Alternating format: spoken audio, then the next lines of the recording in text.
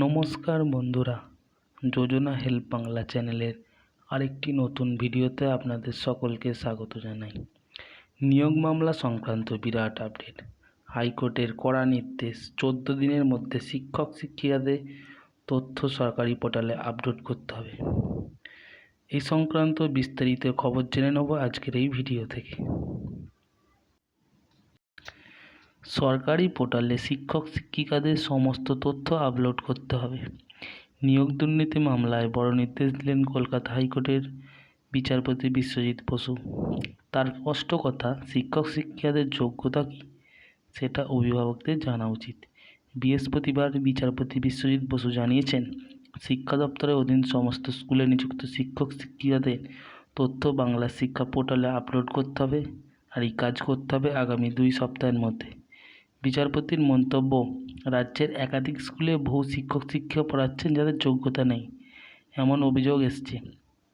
তাই স্কুলের শিক্ষক যে বিষয়ে পড়াচ্ছেন তা পড়ানোর যোগ্যতা তার আছে কিনা সেটা ছাত্রছাত্রী বা অভিভাবকদের জানা প্রয়োজন।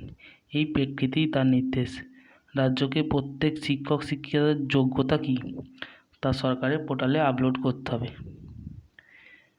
রাজ্যের আইনজীবী বিশ্বব্রত বসু বল্লিক অবশ্য এই সংক্রান্ত সমস্ত তথ্য জড়ো করতে অন্তত 2 মাস সময় চেয়েছিলেন, কিন্তু এত সময় তাকে দিতে রাজি হয়নি কলকাতা হাইকোর্ট। যোগ্যতার প্রশ্ন ওঠার পাশাপাশি আরও একটি বড় অভিযোগ উঠেছে এই মামলায়। আদালত তথ্য পেয়েছে যে বহু শিক্ষক 4-5 বছর ধরে চাকরি করছেন কোনো রকম নিয়োগপত্র ছাড়াই। সেই পরিপ্রেক্ষিতে বিচারপতির বক্তব্য, আর দ্রুত কাজ করতে হবে। রাজ্য সমস্ত ব্যাপারে এত স্লো কেন?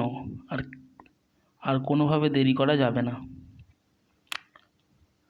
উল্লেখ্য, মুর্শিদাবাদের গোথা হাই স্কুলের প্রধান শিক্ষক আশিস তিওয়ারি সম্পূর্ণ বেআইনিভাবে তার ছেলে অনিমেষ তিওয়ারিকে স্কুলের চাকরিতে নিযুক্ত করেছিলেন বলে অভিযোগ উঠেছিল। সেই ঘটনায় কলকাতা হাইকোর্টে দায়ের হয় মামলা। বিচারপতি বিশ্বজিৎ বসু এই মামলাতে সিআইডি তদন্তের নির্দেশ দিয়ে সিট গঠন করতে বলেছিলেন।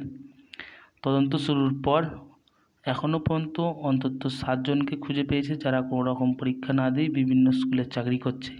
এরপর রাজ্যের শিক্ষা দপ্তরকে আদালত নির্দেশ দিল সমস্ত স্কুলের শিক্ষক শিক্ষিকাদের তথ্য বাংলা শিক্ষা পোর্টালে আপলোড করার। তো বন্ধুরা, এই ছিল আজকের আপডেট। ভিডিওটি যদি ভালো লাগে অবশ্যই চ্যানেলটি সাবস্ক্রাইব করবেন এবং পাশে থাকবেন। ধন্যবাদ।